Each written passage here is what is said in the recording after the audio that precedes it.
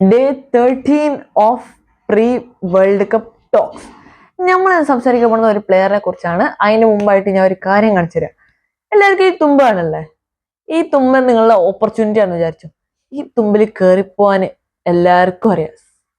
പക്ഷെ ഇതിന്റെ ഇടയ്ക്ക് വെച്ചിട്ട് വല്ല ദുരന്തം സംഭവിച്ച അതും മിക്ക ആൾക്കാരും ഫേസ് ചെയ്തിട്ട് കയറിപ്പോവാൻ അറിയാം. പക്ഷെ ഇതുപോലത്തെ സാഹചര്യം ആയിരിക്കില്ല എല്ലാവർക്കും.